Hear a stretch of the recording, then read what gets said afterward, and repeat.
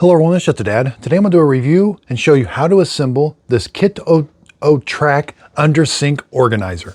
So here I have one already put together. It did go together very easily and I'm going to show you how.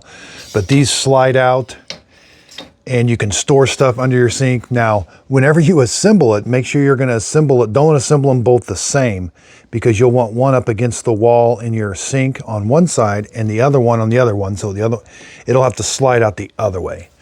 Now it does come with suction cups that kind of hold it, or this is actually two-sided like sticky tape that you can put right here and you can stick it to your cabinet. But again, slides real easy.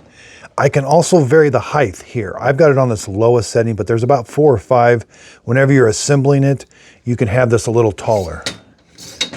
This is just like a thick piece of plastic that just sits in there, same with that.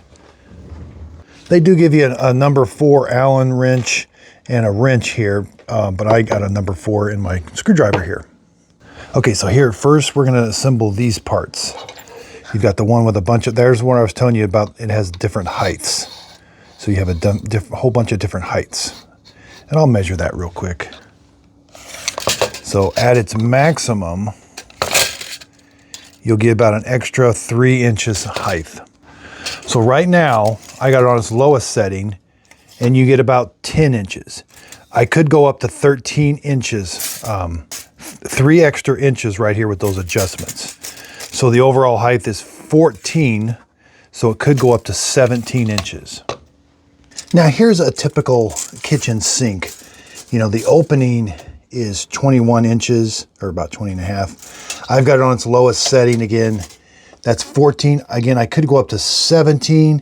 It would still slide out, but you wouldn't be able to put as tall as stuff in there.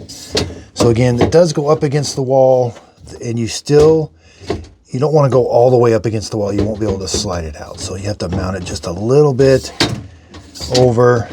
Yeah. And you can see it's going to gain us a lot of space. You know, a typical sink is about 23 and a half inches deep. So you still have some space back there, but you're going to be able to pull this out and it's going to stick out, you know, roughly 9 inches. Same with this. They both stick out the same, not really. 7 inches, this one's going to stick out. So if you do get them pretty heavy, you either at least have to have the suction cup or definitely want to have that 2-sided tape, or maybe even put a screw through it or something. You'd have to drill a hole, but you have to keep an eye out for the plumbing. But again, you'll want one against one wall and one against the other wall. All right, so figure out I want mine on the lowest setting so I can fill it up. Get this screw, the shorter screw comes from the back, and they give you a nut to put on it. And then the wrench is going to hold the nut. And you just tighten it down. We're going to repeat that process. Make sure you get them the same length. So again, put that in there with a bunch of all the holes, same length, and put this one in. All right, next we've got the long screws. They're going to come in from the side, and there's 2 holes here and 2 holes here. And again, that's what these 4 rods are for. You can hand screw them on for a little bit. You're going to put the 4 rods on one side, but before you attach the other end, you want to slide your baskets on into the tracks, which I'll show you. So again, it's threaded in the rod, so you simply just tighten. It doesn't have to be super tight. Just take, the rods are all the same size. Okay, I've got all 4 rods installed. Now this is the important part. This is where you've got to, before you attach the other end, and it comes apart real easy if you do it wrong, but you want to slide these in, and you want to take note. It's going to go through the big hole right there. So yeah, you want to slide these in, both of them like that. Again, take note. Now you'll slide the other one in also, the same direction in the big holes. Those things already come pre-installed on the brackets. All right, we've got them both installed. Now I can take my other arm and install the 4 screws, the long screws. that go in and attach. They do give you an extra long screw and an extra short screw and nut. Okay, get them started.